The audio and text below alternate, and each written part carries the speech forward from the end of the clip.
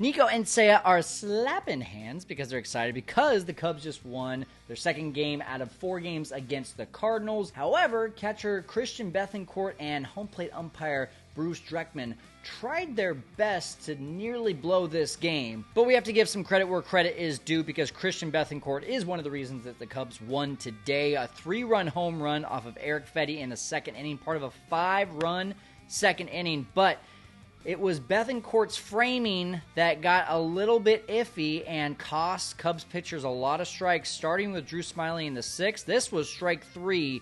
My goodness. That curveball wasn't even attempted to be framed for a strike. It was more than enough for a strike. And had Bruce Dreckman called that a strike, the Cardinals' dugout would have gone absolutely nuts.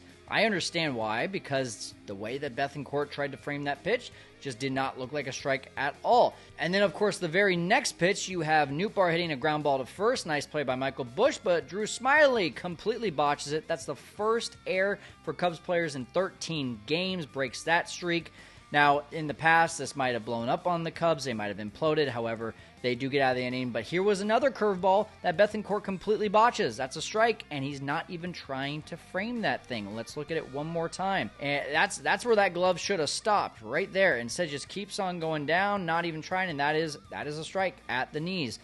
Again, they get out of it, but now it's Bruce Dreckman's turn in the 7th inning. Completely misses this fastball in the inside corner. This is all just context because now we go to the 8th inning, and this is where shiz hit the fan. And by the way, it's true what they say, when St. Louis loses, America wins. Make sure to get your obvious shirt at 15% off. All the details just popped up on your screen right now. So Julian Merryweather comes into the 8th inning, and right away, he's not feeling it. I mean, there is 4 fastballs right away to Alec Burleson, and not a single one was close. So just to give a little bit of a break to both Bethancourt and Dreckman, he has no idea where the ball is going.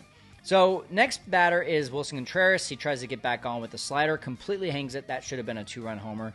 Then hangs another one. Contreras was just kind of emergency hacking there. And then on 0-2, here comes Bethancourt, just very lazy on the backhand when he should have been blocking. So Burleson goes to second. So that gets rid of any opportunity for a double play, but that also doesn't give your pitcher a whole lot of confidence. Hangs the next slider. Once again, Wilson Contreras just swings right through a hanging slider. Cubs got to him at a really good time. He's not been hitting very well recently. Then Paul Goldschmidt on a 2-2 count. Look at this, a 77-mile-an-hour changeup. Take a look. I looked this up on Baseball Savant. As you can see, last year the changeup, if you look at the 2023 changeup, was 81.5 miles an hour on average. 77 miles an hour on that one to get Paul Goldschmidt. That is almost 5 mile an hour slower. Now, he has been throwing a little bit softer since coming back from the IL, just so everyone knows. 98 on the fastball last year, only 96.2 this year. So you're going to see Merryweather probably have some struggles as his strength isn't quite there. But still, that was a shocking pitch for me to see. Moving on, you have Nolan Arenado, full count, 2 outs. Again, Cubs have a 5-1 lead, but this just feels like a momentum shifter. No check swing, but right there, according to K-Zone, check it out. It says it's a strike. It could go either way. I'm not going to blame Dreckman for missing that one or for calling that one a ball because it may have very well been. We can't always trust the white box. But hey, now you got 2 runners on with 2 outs. Counsel's like, are you saying that ball was down? No, he's not very happy about that one. And like I said, the last one was 50-50, but a few of those started to happen. This one right here, 2-0 to Umpire, 50-50. Could have been called a strike, could have been called a ball, doesn't get the call once again.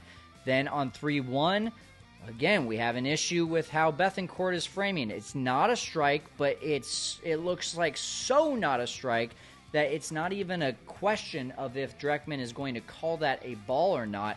It's a very obvious ball because of that, when Bethancourt could have easily stopped the glove. I don't want to say easily, but a catcher is taught to stop the glove and to bring it up, not bring it down on pitches that are close at the bottom of the zone.